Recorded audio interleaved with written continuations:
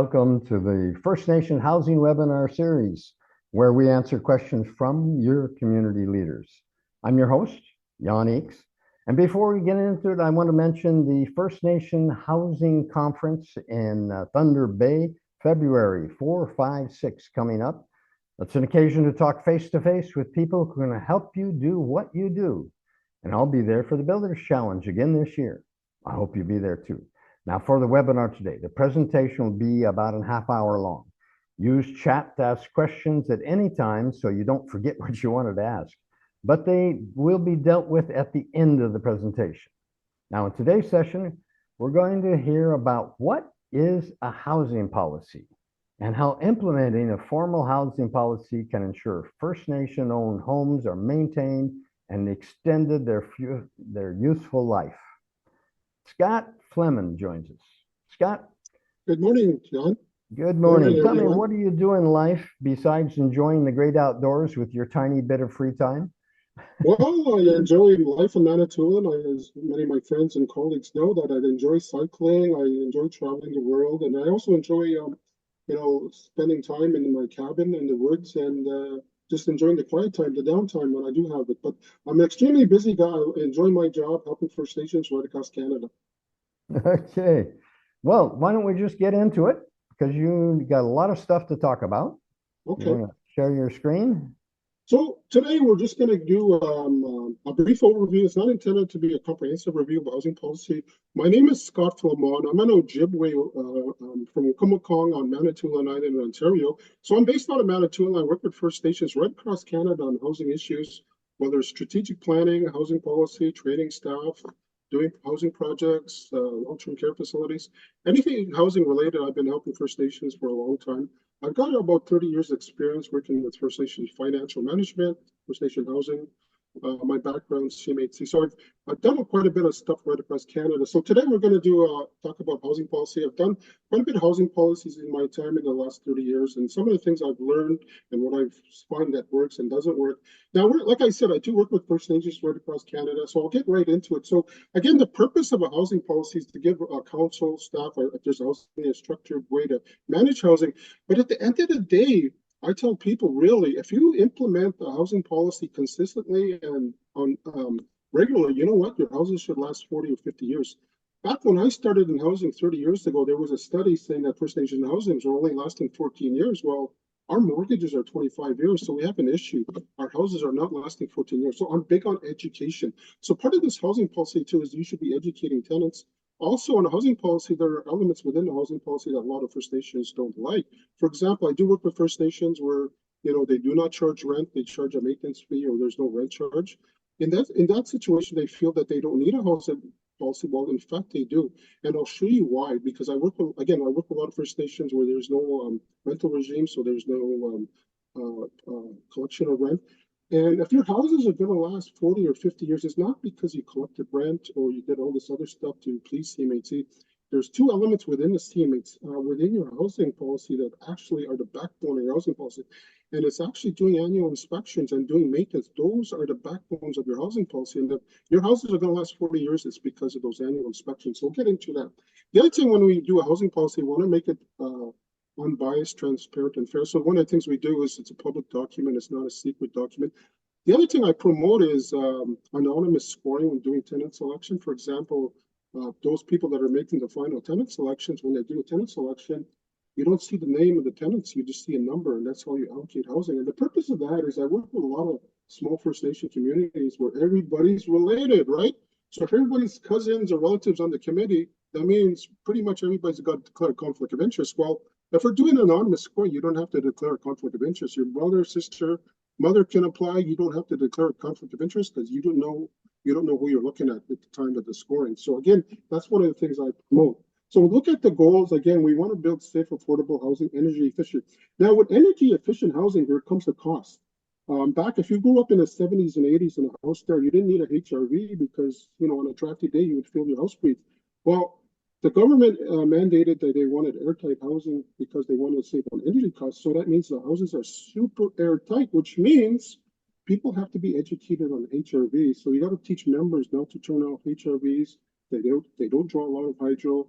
they've got to be educated on that they can't turn it off because it does lead to mold. I've seen it happen in a lot of instances in new houses where people have turned off these HRVs and within 6 months there's mold. And really in today's households, it's essentially you're living in a plastic bag.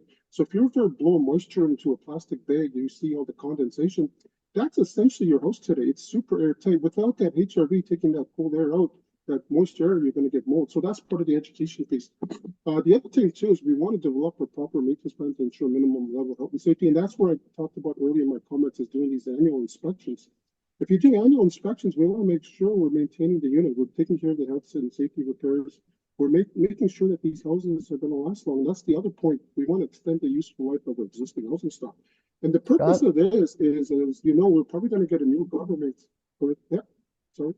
Scott, I just want to slow you down a bit. I know you're rushed to get everything in, Okay. but people are complaining you're talking too fast. Oh, okay. I know I got that 30. I'm just thinking about the 30 minutes. Okay, so one of the things we do is we want to develop a maintenance plan. So again, we're most likely going to get a new government, which technically means, there's going to be some funding chops. I'm not sure what's going to happen, but we want to extend the useful life of our housing stock. That means the houses that we have on the ground that are built now, we want to make sure they last 30 or 40 years because, this funding drop. I know from CMHC's example, in Ontario, everybody only gets 4 houses a year. And that's, where I'm from, we have a housing waiting list of 200, 4 houses a year. That's 50 years before we can address all our housing needs. So that's why it's important that we extend the life of our existing housing stock.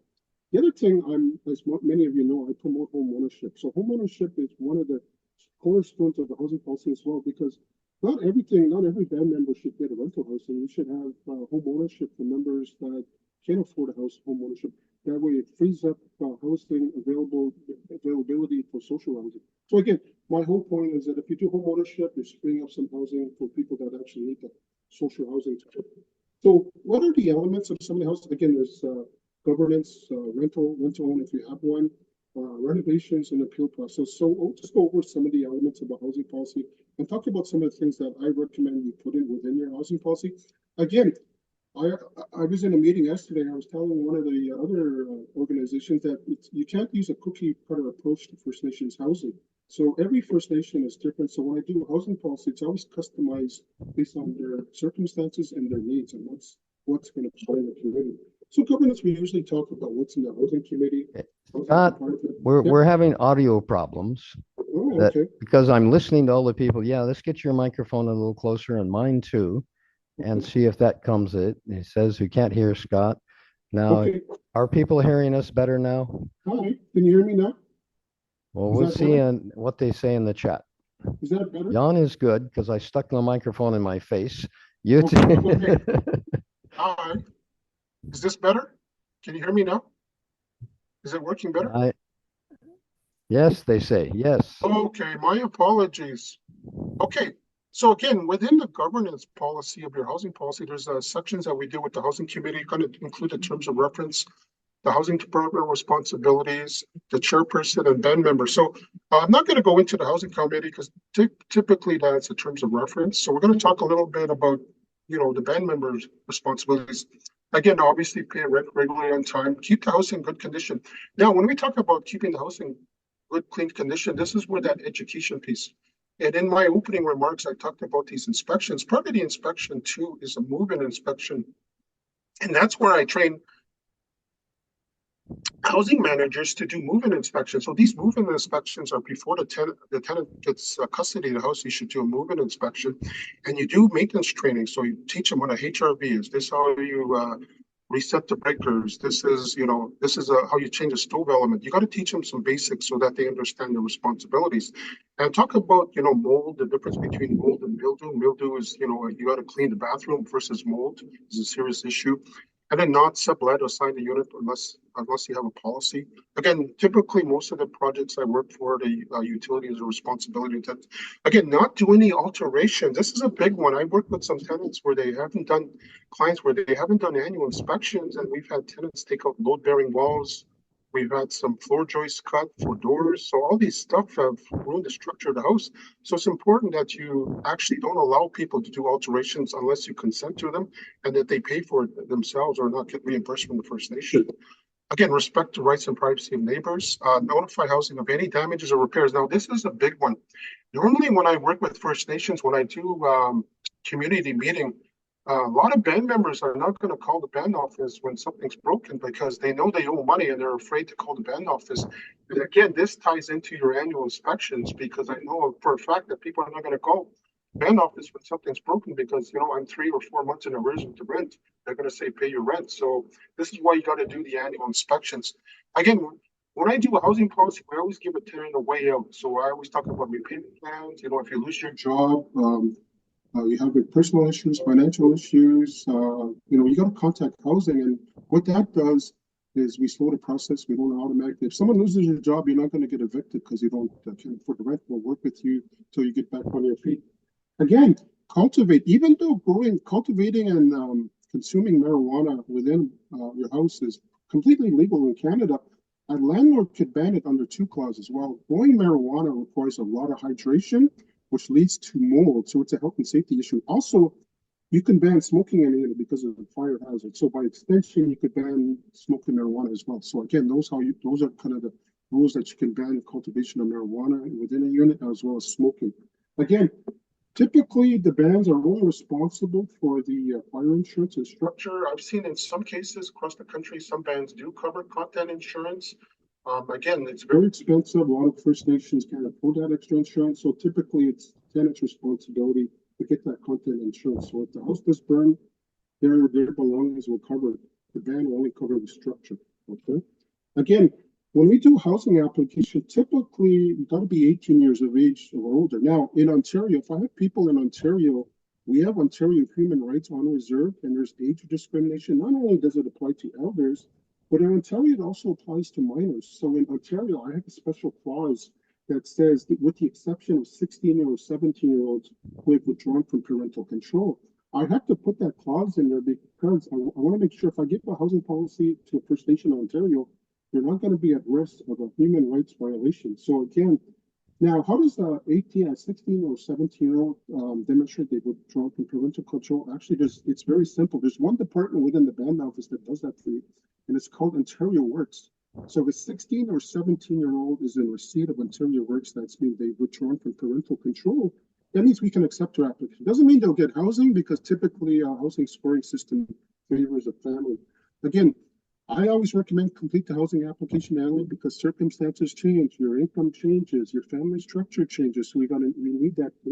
Again, you got to prove that you can afford the unit. So we do simple formulas and affordability. If you're in Ontario Works, we got to make sure that or welfare, we got to make sure your shelter allowance is enough to cover the rent and the utilities. Now, if it's a working tenant, we have a simple formula. We take their gross monthly income and divide it by their rent. So if someone's gross monthly income is 2,000 and suppose the rent's 500, so I take 2,000 divided by 500, that's 4. Typically, if your factor is 3 or less, that means you're spending more than 1/3 of your income on housing. If you're above 3.0, that means you should be able to afford this house. So that's where we cut out people. If you're over 3.0, we'd approve you would get through in terms of the affordability. So that affordability is very important because we want to make sure that people aren't using their grocery money to pay their their rent. Again, so it's a straightforward formula. It takes about 2 seconds to do. Typically, I see a lot of housing policy people ask, show us your bill, show us your visa.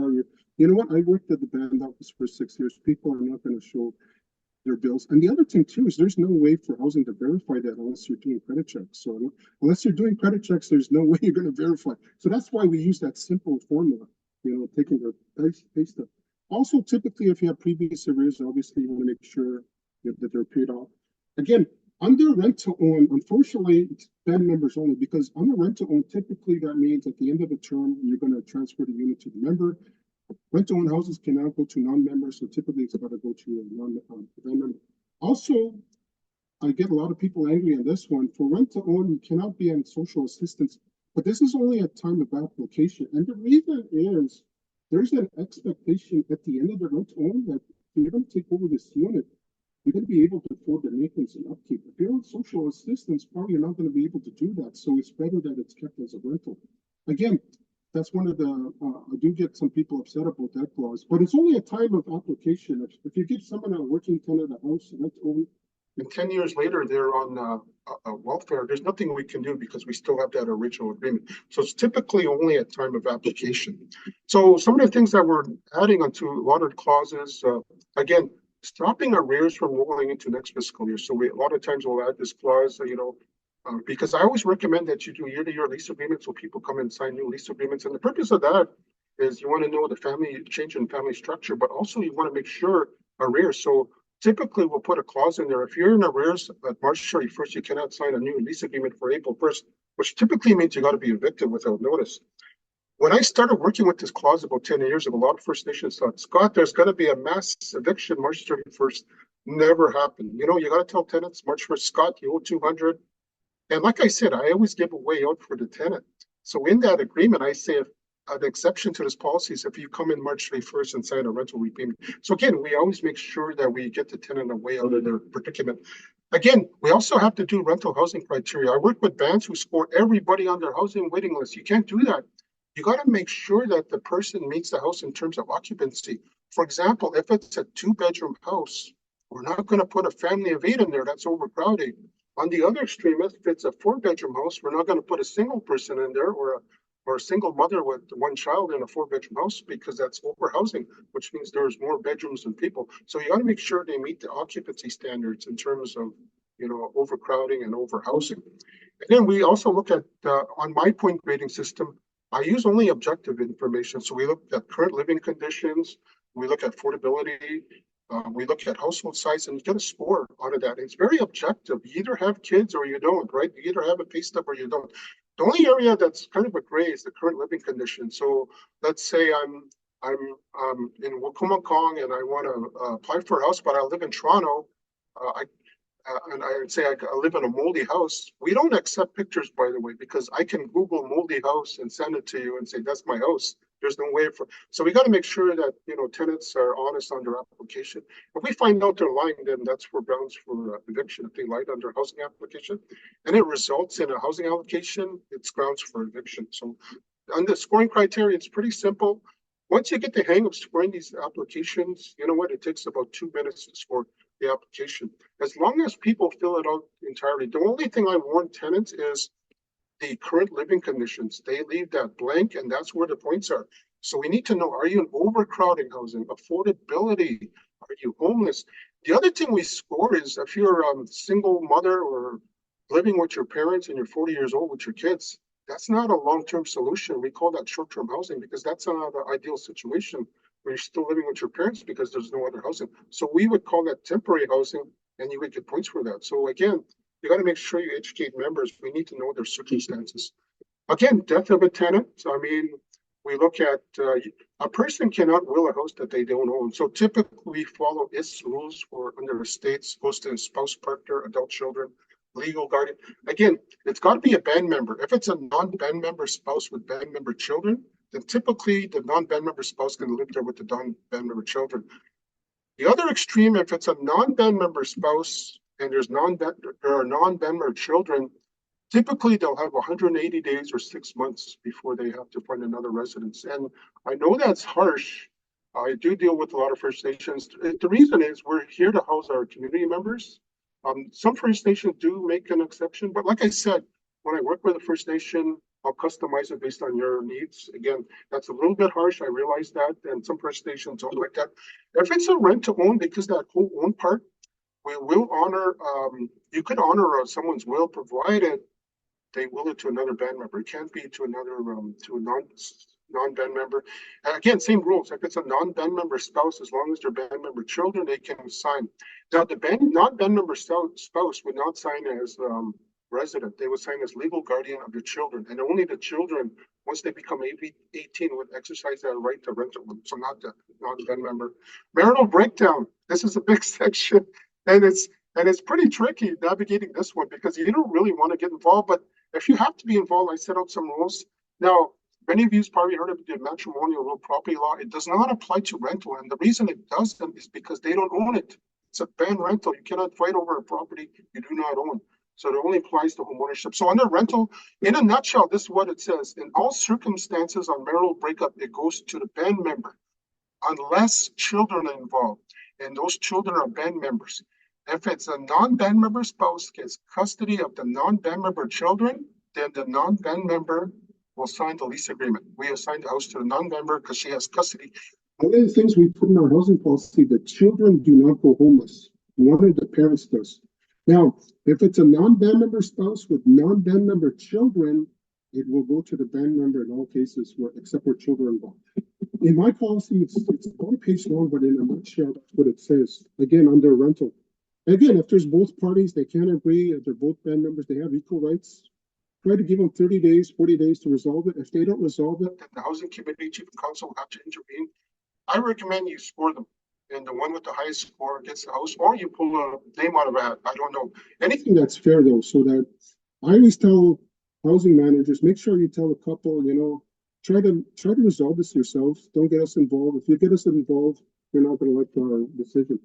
Marital breakdown, again, I just talked about marital breakdown, same rules as rental, except, again, if it's a non-band member spouse that's custody of band member children, the non-band member cannot sign they don't own the house at the end. The children have the band member children, not the spouse. Okay. Again, typically housing default, usually 30 days. On my policy, go up to 42 days. I have a funny story. I did have a client that said, Scott, we have a tenant, he pays rent 4 times a year and we can't evict him. So I read their policy. They were absolutely right. Their eviction was up to 90 days before they would do eviction. So this little bugger was coming in on the 89th day and paying, and then start the whole cycle all over again. So we got that. We got it down to 30 days. We also put a clause for habitual offenders that if you're habitually late 3 or 4 second notice in a fiscal year, that's grounds for eviction. Because you know what? That means we've written 9 letters to you during the year. That's a lot of administration work. So those are some of the grounds for eviction. So again, we try to make sure, like, I'm not an advocate of evictions by any means. It's considered an absolute last resort. You don't want to kick anybody out, but at the end of the day, if they're not cooperating, if they're not helping themselves, you got to do something. Now, saying that, I do work with communities where addictions are an issue, and it's their addictions that are leading them to have this default situation. In those instances, we've put a stop measure in some of these clauses where it says that if a member can demonstrate that they're seeking help, whether it's mental or addictions, then the eviction process will be suspended for up to 60 days. But it's up to the member to go get that help. We can't call their addiction worker to say, is Scott going for his treatment? It's up to the tenant to provide proof from their addictions worker or their worker that they're getting help. So it's because I did work with a lot of First Nations where they said, Scott, we don't, one band member, actually a counselor in Quebec, told me, Scott, would you evict somebody because they're in a wheelchair? No. Well, why are we evicting people because they have these addictions? And addictions is a sickness by definition. So that's why we put the stop breaker in some of these policies where, if there's an addiction issue, then we have a 60-day window where they can try to seek help. But again, if they don't get help, there's nothing we can do. You have to move on. You have to protect the asset. Again, evictions, rent arrears, typically, I'm just going over some examples, making a false declaration. Any person convicted of illegal activity, trafficking, drugs, or other illegal activity, ongoing disturbances, willful damage. I did point some new terms. I got some stories between a lot of clauses. We do have a new term that I've brought out in the last 5 or 6 years. It's called extraordinary willful damage. There's willful damage where I bust the window or break down the door. And then there's extraordinary willful damage where I completely destroy that unit. In that instance, it's automatic eviction without notice. So that ban, and when I get bans, we usually put a dollar amount, usually about anywhere from $8,000 to $10,000. If you cause $8,000 to $10,000 in willful damage in one instance, that's grounds for automatic eviction. Again, because you're destroying the units. Again, abandoned units, public nuisance, disturbances, all of that's in the housing policy, and you can define all of that. Disturbances where the police are involved. Public nuisance where you're threatening the safety of the community members, all of that can be included in the eviction policy. So again, evictions, again, I'm not an advocate. In a lot of these clauses, there's 3 strikes before you're up, and we always give away a tenant out of this eviction process. Okay, tenant responsibilities, again, and this goes back to my opening comment about educating tenants on their responsibilities. You got to make sure, they're not hoarding, they're not putting beds on the floor. You know what? They're not putting blankets in the window. That's one of my pet peeves is putting blankets on the window that causes mold.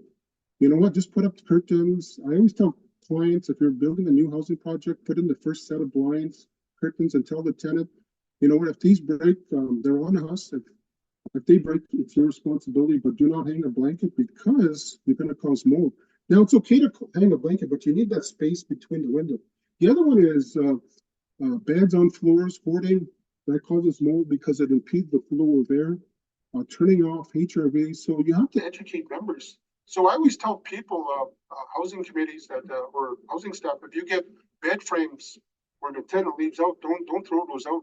Keep them, store them, and then when you see go to your annual inspection, you see a bed on the floor, you give them a bed frame. It's free. They're very costly. If someone, especially if someone's on social assistance, chances are they're not going to be able to afford a bed frame. So again, avoid some of that. Again, the tenant should be responsible for neglect or abuse of their unit. Again, even people you invite over, if you invite friends over and they destroy your unit, you'll still be held responsible, the tenant. And then keep unit clean, free of junk cars. Also, if there's anything water related, you got to report it to the ban office, right? Especially water related, we got to make sure that it's taken care of because that does lead to more. Okay, this in my opening comments.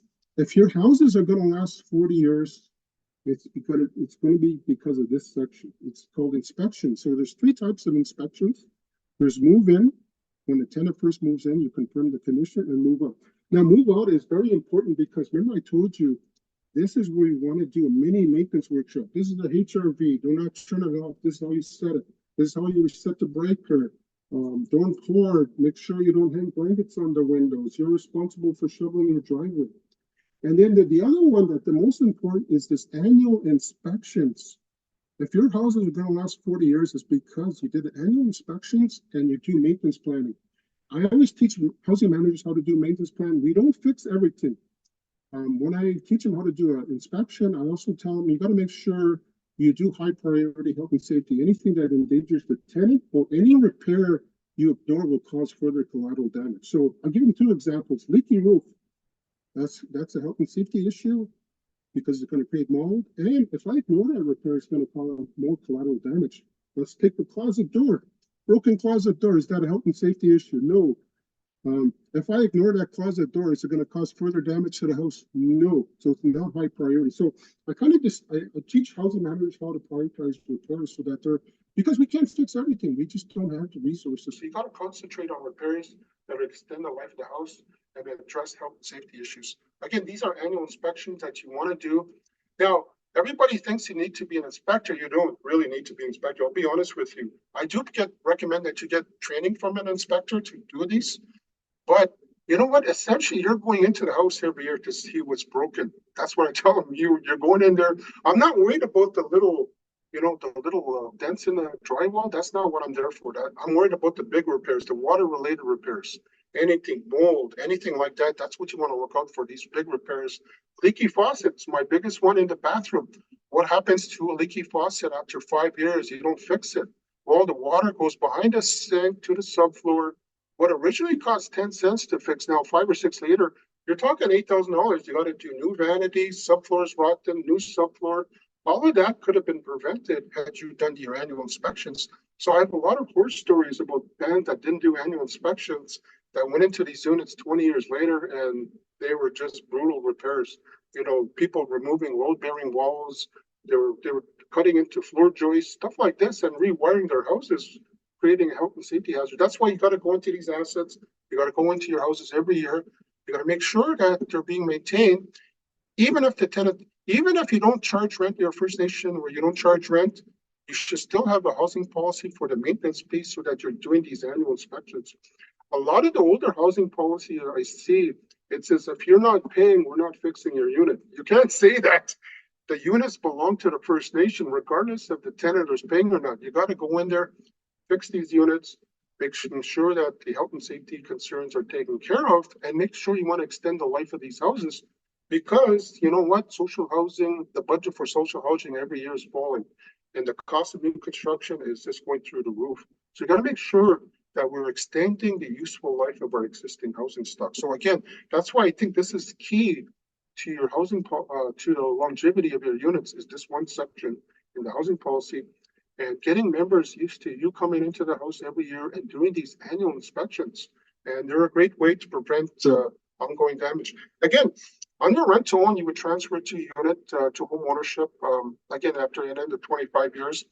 And then they're responsible for ongoing maintenance and insurance. So remember I told you in my opening comment, you shouldn't give a rental home to someone on social assistance, because if you do, you're not doing them any favors. What's going to happen is that unit's going to deteriorate quite quickly because they don't have any money for fire insurance or maintenance. So that's why, it's not very popular with some of the First Nations I work with, but I do explain at the end, you should keep it as a rental, maybe sign them to a long-term rental. That way, the rent's coming in, the bank could cover insurance, and you got a maintenance budget. So you're taking care of them, actually. So you're actually doing them a great favor by keeping it as a rental. People on social assistance, they don't view it that way because they paid there for 25 years. But again, I customize it to each First Nation. Each First Nation is different in terms of how they want to allocate these rental units. So that's the only pitfall about rental is that, you have people on social assistance. The other pitfall, and we're starting to put some stuff in these clauses under rental on, First Nations are finding out, Scott, we put the wrong people in rental. So now I recommend we put in a 2 or 3 year probation period. So the first 2 or 3 years of the rental agreement is strictly a rental. We're going to do annual inspections. At the end of 3 years, if you're not in arrears, you're taking care of the unit, we're going to convert the last 22 years to a rental agreement. So because you've shown that you're a responsible tenant, we'll do rental one. Now, if you're in arrears, you're not taking care of the unit, then we would ask you to leave because that unit is intended for rental. So I tell First Nations, if you have an existing tenant that's in good standing, you would waive that 3 year probation because they've already demonstrated that they're a responsible tenant. So that's how we're getting around some of these issues, whether they're getting the wrong tenants under a rental one. Again, there's always an appeal process. Any decision within a housing policy can be appealed. They've got to be in writing. Time is of the essence, including evictions, because if you're doing evictions, you got to make sure this is done rapidly. I usually try to get housing to go to housing first, then the housing committee or the housing authority. Then the final decision is chief and council. I mean, really. But some I'm finding a lot of bands are also setting up appeal bodies that are separate because you don't want the person who made the decision being part of the appeal process. That's kind of a conflict of interest. So that's why you want to make sure it's independent.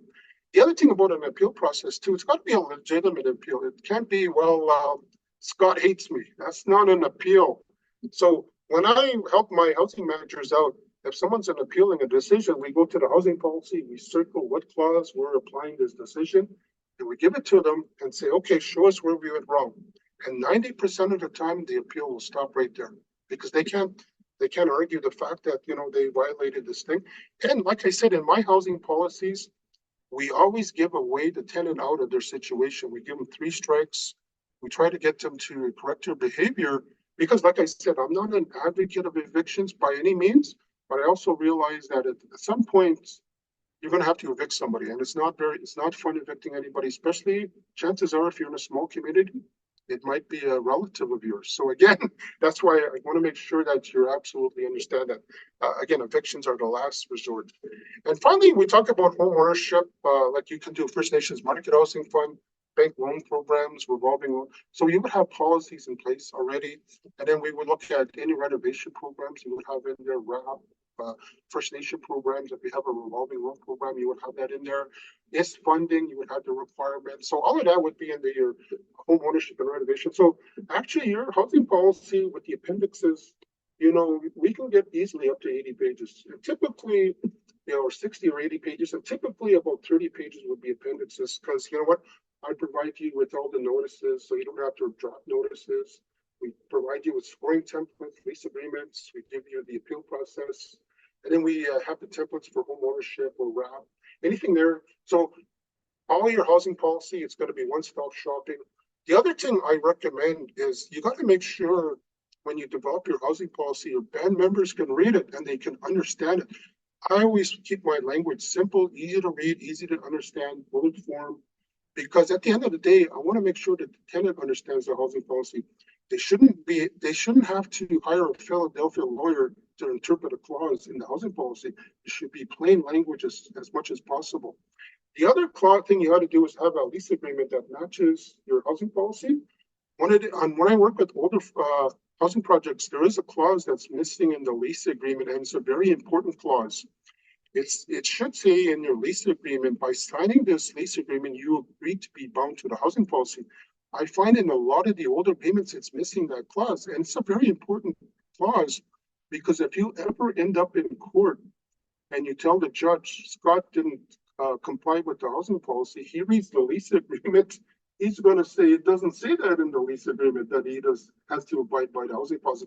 So you make sure you have that one clause in there that you're agreed to. And the reason you do it because the housing policy covers this much, and then your lease agreement will cover your bases. For example, in my housing policy, I don't have a pet policy. You know where I include? I always include it in the lease agreement. That's where I put the pet policy.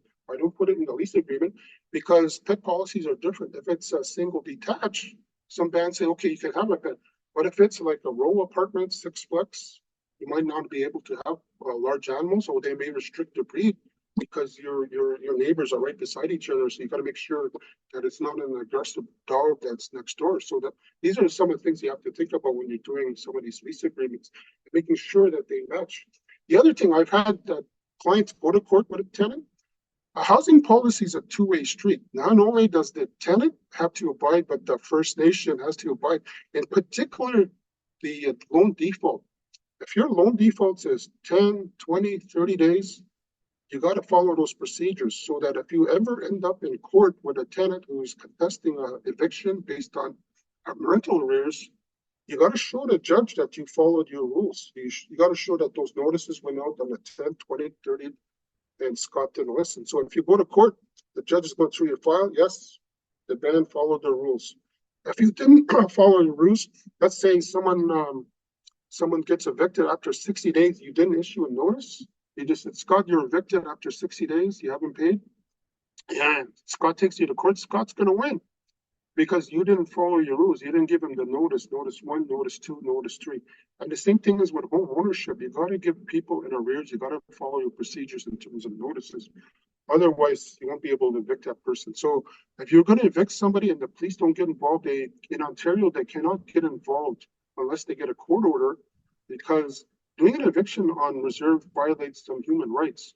So if you're going to evict somebody in Ontario, I don't know about this about other provinces, but Ontario in particular, for a ban to evict somebody where they're typically people leave once you evict them, but there are some people that say, no, I'm not leaving.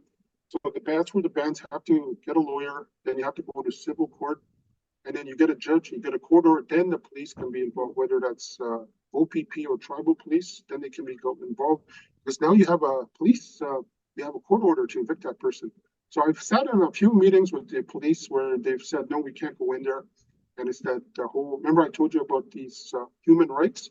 Again, they could be sued for human rights violations. So they got to be careful how they interact with First Nation people, especially on evictions on the rental properties.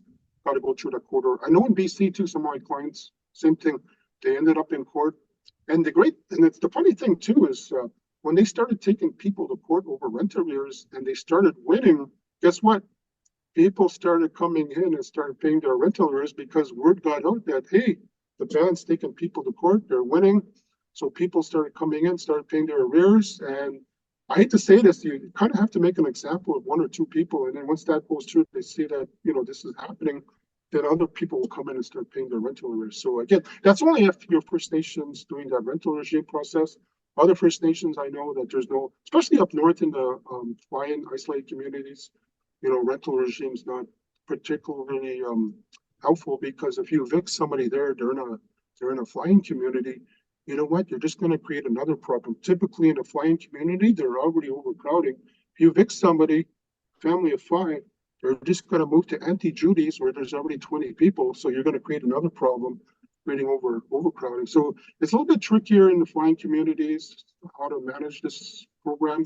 But like I said, the most important part of a housing policy is actually doing that annual inspections and doing your maintenance. So kind of that's it, my presentation in a nutshell.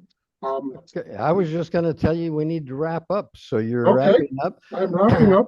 I just want to make the comment, listening to all of this, there's a lot of detail and people are asking, can we get a copy of this? And yes, your PowerPoint will be available.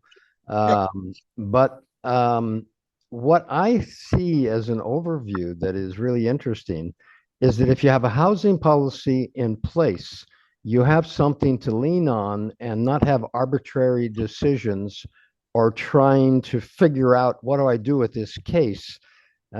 Instead, you go to the housing policy and you see where it fits. And it just smooths everything out so that individual pieces trying to enforce the housing policy have a guide. Exactly. Like I said, like I work with some communities, like I said, they don't do the rental regime, not necessarily. And a big piece of the housing policy is a rental regime, charging rent, collecting rent. A lot of chief and councils in those communities, they get turned off as soon as they see that section. But I also tell them, you know what, there's that maintenance piece, which is the most important. Even if you don't charge rent, you should be at least enforcing that maintenance piece because, like I said, if your houses are going to last 40 years, it's not because you collected rent every month. It's because you went into these houses every year and you fixed them. That's key to successful housing program, really. And you know what? I've seen this in a lot of communities where I'm teaching people to go back into these units, inspect them. And like I said, a lot of housing managers get intimidated. They think you have to be a bona fide inspector. You don't Oh, get no. some training. Essentially, I tell them you're going in there to see what's broken. And to make a record of it so Make that a you record of know it. what was broken when they got in and then what's broken when they got out. A couple of Yes. questions before you get off on other things. How do you handle squatters? Oh, squatters. Yes, that's the other one. Squatters, again, police will not get involved. So again, you got to try to evict them. If not, that's where the court order comes in. Now, if it's I've run into some communities where it's on a private resident. If it's a private, there's nothing we can do. The homeowner has to do that. But under a ban, when typically you're going to have to go through a court order because again, I find the police will not get involved on an eviction on reserve, especially in Ontario and BC, unless they have a court order. So if you have a court order or you use the services of a sheriff, I think BC, one of my clients uses the services of a sheriff. But squatters, yeah, that's a big issue. Again, getting the police involved is very difficult unless they get a court order. So then you'd have to go to court and get a court order to remove squatters, unfortunately. A Have legal you way. created a sample housing policy? You're talking about all these different details Yes. tailored to each community. Is it possible to even have a sample housing policy? Yes, I have one for BC as well, British Columbia specific, because you have special rules on social assistance versus rest of Ontario. Okay. Ontario is extremely different from out west. Ontario, uh, the welfare system in Ontario is run by the provincial government in the feds, but in out west, like Manitoba to BC, welfare is run by the feds. Totally different rules. So I have a different policy for BC clients because they have to have a rental regime and they have to have a policy because it was really bad in British Columbia about 8 years ago. The ban could not charge rent to a person on welfare where the mortgage was paid off. Isn't that crazy? I mean, I Mm, tell people in Ontario that that's just nuts. So they started changing and said, no, you could start charging rent to people on welfare after the mortgage is paid off, as long as you have a housing policy and you have these clauses dealing with welfare. okay. So that's what we have in that housing policy. So it meets its standards so that they can get a shelter allowance on that house. Um, Interesting question. You referred to the cost of construction, and Mel asks if he'd like to see net zero as the goal, which is the goal of CMHC and everybody else in standard housing. Have you seen a funder, ISC or CMHC, who will provide the incremental cost for net zero?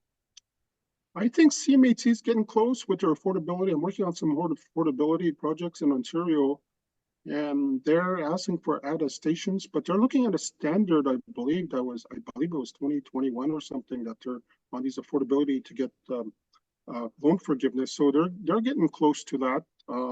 As far as cost, it's extremely. I in my days of working at CMHC, we used to use a book to that kept track of the cost per square foot on residential and commercial right across country. Guess Mhm. what? After COVID, I don't use that book anymore. I just tell I just tell people budget for $400 a square foot until you actually get a quote from a contractor. You're not going to know, but it's $400 a square foot. It's just I thought I would never say that on reserve, but it's just what things have come to. Like a thousand No, square foot house is now 400,000, and we're talking vinyl siding, yeah, linoleum flooring. I I'm not know. talking brick and That's right. yeah. So it's a daunting process housing, And that's why I tell people you got to make sure you preserve your existing housing stock. Okay. I think that hits most of our questions that we've got coming in. But very interesting to have all this. You're going to be at the conference. Yes, I'll be at the housing conference. I'm going to be presenting on how to do a strategic plan for housing. It's very important that you do a strategic plan for housing. Remember, I told you you have limited resources in terms of capital, lots. So it's important that you do planning ahead of time. Who am I going to house? What type of houses am I going to build? You got to go through your demographics of your population. Do we have an elders population? I'll tell you right now, I do a lot of strategic planning, and a lot of the urban, the so-called urban bands that are not remote. I'm finding a lot of the new families, they're not having large families. Typically, they're having 2 kids or less. So which means, if you're having a rental program, that has huge impacts because Oh, you yeah. don't have to build 3 or 4 bedrooms. You're good with 2 bedrooms. My own community, we looked at the Stats Canada, and Stats Canada said 3/4 of the people, there's 2 people or less in the house. And then we went to the housing waiting list, and 3/4 of the people said we only need 2 houses or 2 bedrooms or less. So Wow. it has huge implications in terms of your construction And costs. it The changes other across the thing, country. I worked up yes, in Piconchicum last winter, and there were 8 and 9 kids in the family. yes, that's what I said. It's totally like I said. It doesn't apply to everyone. Like I said, there's no cookie cutter approach. I do strategic. I look at the Stats Canada. Then we look at your demographics from Indian Registry System. Then we look at elders housing. Elders housing is very falling short on reserve. We're going to have some issues in the future in terms of long-term assisted living, nursing homes, granny suites. These are possible solutions. How we keep elders in their homes, or how do we provide ongoing Right. care? That's becoming a major issue because you know what? We have an aging boom. Baby boomers are aging, and where are we going to put them? Oh, yeah. Oh, yeah. Now, Yeah, the other notion that came to my mind for me was that as band council changes, yeah, if you have a housing policy in place, that will keep things smoother over the political changes of the band council. exactly. And you And know what? Yeah. So a lot of times too, you know what I try to do, and it depends on the house. Like I said, I customize the housing. If there's an eviction, I try to recommend that you make that a day-to-day operation, so there's no political involvement on an eviction. If there's an eviction, the council should be only involved on the appeal process. That way they're right. not, so that way they're independent. So if you make evictions a day-to-day activity for the housing manager, that means he doesn't have to go to the housing committee or to chief and council eviction. They can do the eviction, give an FYI to chief and council. If there's an appeal, it would go to the housing committee, chief and council. Then the housing manager would say, okay, I evicted Scott. I give him 6 notices. And then you present your case, and then it goes to the appeal Right. process. So, but some of the housing managers I work with, they want backup. They want the housing committee, chief and council to back them up on eviction. So they would prefer they be involved. It's touchy. Yes, so again, I customize it based on your needs. If you want housing chief and council involved, that's fine too. It just the appeal process is going to get very tricky because if chief and council is on the original decision, it's very hard for them to be the appeal, To the right? They want to be appeal. That's right. independent You're from the actually original decision protecting that's being them. appealed. You're Yes, protecting their yes, autonomy. That's yes, good. exactly. Well, Scott, we're about Yes. ready to So it's a wrap good way. up, and I really thank Okay. you. I know that you wanted to talk for another hour, and Yes. you could do that if we let you go full speed. Well, I'll just tell the people this is a condensed version. I actually my longer version, 7.5, and that's the one I go to chief and council with. So it's very long. I go over a lot of the clauses because I Yeah, want to make sure you're comfortable with these clauses. Because right. when I do Good. housing policy, we go through the clause. Is this what you want? Yeah. I give them a situation and kind of teach them how to do all of that. So anybody that wants to look at this again, the First Nations Housing Conference.com/webinars, and you'll find a replay as of tomorrow of Scott's presentation. And I think there'll also be a link to be able to get your PowerPoint so that if they didn't follow it because it was going too fast or we had audio problems, you can catch up and get that. And you see Scott at the conference. Now, the next section is Thursday, January 16th, and that's going to be Sapia Apiash, who's going to be talking about, now listen to this carefully, micro subdivisions and First Nation housing. So that one blew me away, but it's really an interesting approach to getting new housing. So don't forget, the First Nations Housing Conference is February 4, 5, 6 in Thunder Bay. You should register right now. And as you leave, there will be an exit survey that'll pop up on your screen. So please fill this out to help us develop this webinar series. If you have any specific topics you'd like to hear about, let us know. I'm Jan Eeks. Have a great day.